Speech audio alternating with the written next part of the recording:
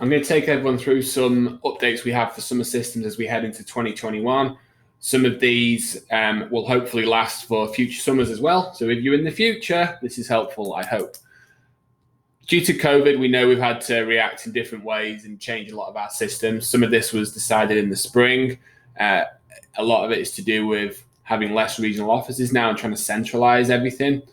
So thank you to Nick Howard, Kate, Julie, Lauren, and everyone else involved who went through this. And here is a reminder of some of the key points. As Jonesy pointed out to us this week, we have a new starter here in the warehouse, Andrew Smith. And he and the team there in the warehouse will also be looking at this new system. So we're all in it together.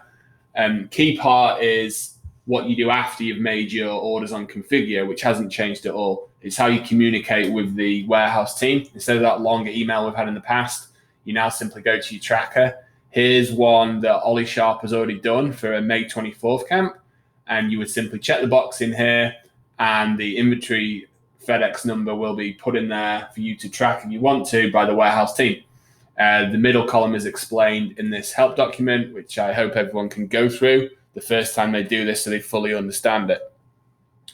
We also came up with more of a working document that explains the role of the warehouse in summer systems.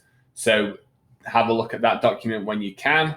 This video is part of an email that's going out. If you're watching it in the future, then all of these links will be somewhere on the intranet. The next thing to talk about is the changes we've made for some regions with camp extras.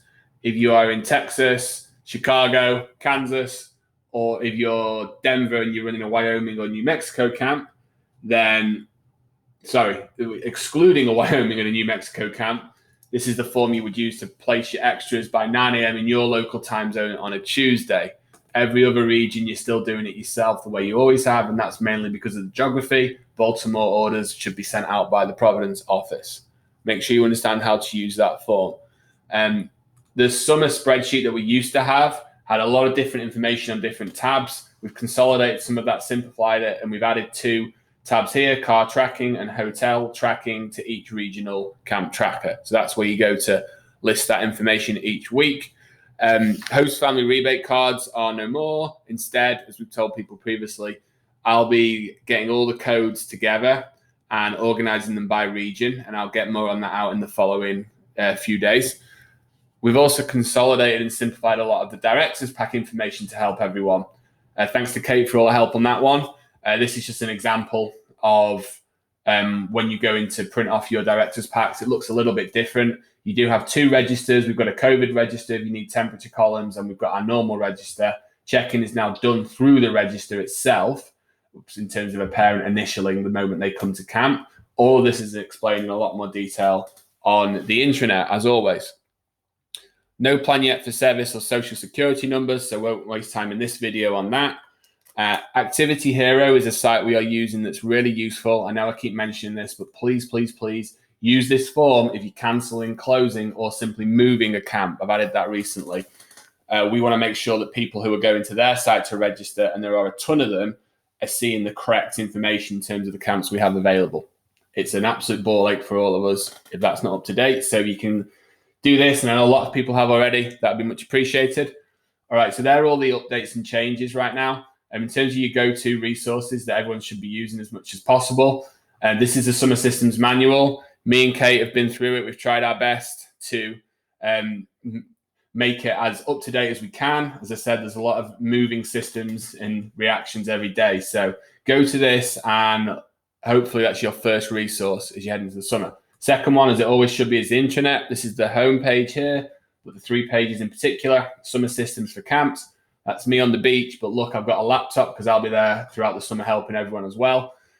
Key documents and links, go through that. If you've got any questions on anything, normally there's a help doc in there or a video to help you. Kate's put some useful folders in there as well. There's a host family section. Sevis, if it hopefully becomes relevant, will be updated on there. Shipping of inventory is included as well. Very helpful page. Also, that cancelled, closed, or moved camps page is explained in more detail there with a link to the form. And the last one, just in case you're not aware, If you're still having problems with programs online, you don't understand what you've done wrong, or you need to close them or change them, there's a lot of information in there as well on this page, which hopefully you're all familiar with. So I know that's a lot. Maybe you watched the video, maybe you read the email, but looking through all of this and spending an hour or so understanding it all is going to really help you, and you'll save that time within a day in the summer. As always, if you've got any questions, let me know. Thanks, guys, and good luck this summer.